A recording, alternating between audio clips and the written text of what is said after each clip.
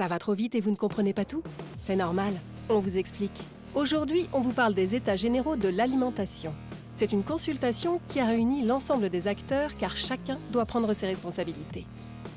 Elle a pour objectif d'assurer une juste rémunération de tous, en particulier des agriculteurs, d'adopter de nouveaux modes de production écologiques, de permettre une meilleure information du consommateur et de rendre notre alimentation plus saine. Alors, c'est plus clair? Non, pas tout à fait encore. On vous explique les EGA de manière encore plus claire avec Sunley. C'est une consultation qui a réuni l'ensemble des acteurs car chacun doit prendre ses responsabilités. En tant qu'acteur du monde agricole et une des principales AOP laitières, Sunley a participé à cette consultation à travers l'Atelier 5, une audition à l'Assemblée nationale, des propositions d'amendements et de nombreux articles et réactions sur le sujet. Elle a pour objectif d'assurer une juste rémunération de tous, en particulier des agriculteurs.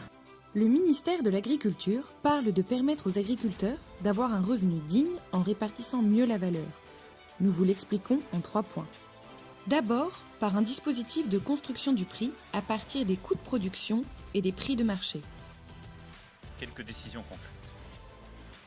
La première, c'est la mise en place d'une contractualisation rénovée avec un contrat qui serait proposé par les agriculteurs et non plus par les acheteurs, ce qui est à ce titre, à mes yeux, fondamental. Nous modifierons la loi pour inverser cette construction du prix qui doit pouvoir partir des coûts de production. En pratique, les OP ont fait une proposition d'avenant au contrat pour le mettre en conformité avec les nouvelles dispositions de la loi EG Alimentation. C'est désormais leur mission. Un des objectifs majeurs est de mettre en application la contractualisation rénovée et de prendre en compte les coûts de production dans la détermination du prix du lait. Nous modifierons la loi pour inverser cette construction du prix qui doit pouvoir partir des coûts de production. Eh oui, c'est l'idée. Dans les nouvelles versions des contrats entre OP et transformateurs, les indicateurs de coûts de production sont à la base des discussions et ils devront aussi être pris en compte dans les contrats entre transformateurs et distributeurs. C'est ça l'inversion de la construction du prix, en tout cas sur le marché français. Le deuxième point de la loi EG Alimentation revient sur la mission des interprofessions pour l'élaboration des indicateurs de référence. Les indicateurs de référence servent de baromètre pour l'ensemble des acteurs de la filière. Ils peuvent être utilisés dans les contrats entre les OP et leurs acheteurs, mais les co-contractants peuvent utiliser d'autres indicateurs de leur choix. Pour l'instant, il n'y a pas d'indicateur de référence publié par l'interprofession laitière, mais différentes études existent sur lesquelles les discussions peuvent s'appuyer. Troisième point de la loi EG Alimentation concernant la juste rémunération des agriculteurs, le relèvement des seuils de revente à perte de 10%. Mais alors, comment ça marche?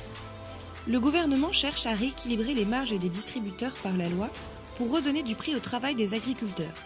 En fait, on donne une bouffée d'oxygène dans les négociations entre transformateurs et distributeurs pour permettre de faciliter la mise en œuvre de la loi EG Alimentation et de mieux rémunérer les producteurs. Bon, voilà, l'équilibre des relations commerciales dans la loi EG Alimentation, on sait comment ça marche. On a compris que la mise en application n'est pas encore tout à fait calée aujourd'hui, mais les nouvelles versions des contrats entre OP et transformateurs vont bientôt arriver. Pour l'heure, voit-on déjà les premiers effets de la loi ? Concrètement, de nombreux accords entre industriels et distributeurs ont été conclus cet hiver 2019, à l'instar de Savencia et Intermarché. Tous mettent en avant une meilleure revalorisation du prix du lait aux producteurs, entre 370 et 375 € les 1000 litres de lait. C'est encourageant, c'est vrai, mais est-ce bien cela l'esprit de la loi EG Alimentation ? À long terme, comment mettre en application la loi EGA tout au long de la filière ? Ou encore, comment faire vivre l'inversion de la construction du prix ?